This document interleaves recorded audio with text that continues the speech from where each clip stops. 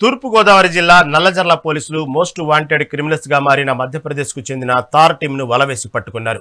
జైల్లోని పరిచయాలను వాడుకొని ఈ ముఠా పలు రాష్ట్రాల్లో దొంగతనాలు చేస్తుంది. ఇటీవల నల్లజర్లలో ఒంటరి మహిళపై బండరాయితో దాడి చేసి బంగారు వస్తువులను అపహరించారు. అయితే ఈ కేసులోని నిందితులను కొవ్వూరు డీఎస్పీ దేవకుమార్ ఆధ్వర్యంలో అరెస్టు చేశారు. ఒరిస్సా రాష్ట్రంలో పోలీసులపై కాల్పులు జరిపి తప్పించుకున్న వారు కూడా ఈ ముఠాలో ఉన్నట్లు డీఎస్పీ తెలిపారు. ఈ కేసులో 6 వ్యక్తులను అరెస్టు చేసి వారి వద్ద నుంచి 3 లక్షల నగదు, 26 గ్రాముల బంగారం స్వాధీనం చేసుకున్నారు. 24/9 సుమారు 1 గంట ఆ ప్రాంతానికి ఆకలపాటి సుభద్ర గారు, ఆవిడ ఒకటే ఉంటుంది ఇంట్లో. వాళ్ళ బాబు వేరే చోట ఇక్కడే అత్తగారి ఊరే అక్కడ ఉన్నాడు. ఇంట్లో ఒక బెడ్రూమ్ కాలిపోయింది. దానివల్ల ఎలక్ట్రిసిటీ షార్ట్ సర్క్యూట్ అయ్యి కాలిపోవడం వలన అతను అత్తగారి దగ్గర ఉన్నాడు. ఈవిడ పెద్ద ఆవిడ ఒకడే ఉంది.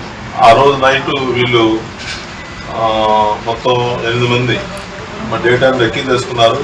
ఎవరు ఒంటరిగా ఉంటారు, మనం వెళ్ళినా కూడా మనకి ఇబ్బంది లేకుండా ఏ విధంగా మనం బయటికి రాగలం అనే దాని మీద వీళ్ళు రెక్కీ చేసుకొని ఆ నైటు ఆ 1 గంట ఆ ప్రాంతానికి 4 లోపలికి వెళ్ళారు. మిగతా 4 బయట ఉన్నారు. ఈ లోపలికి వెళ్ళిన తర్వాత ఆవిడకి లోపల బెడ్రూమ్ పడుకొని ఉంది. మిడ్ నైట్ అవ్వడం వల్ల గార్డ్ అద్దరిలో ఉంది. సైడ్ డోర్ బ్రేక్ చేసుకొని లోపలికి వెళ్ళారు. పడుకున్న ఆవిడని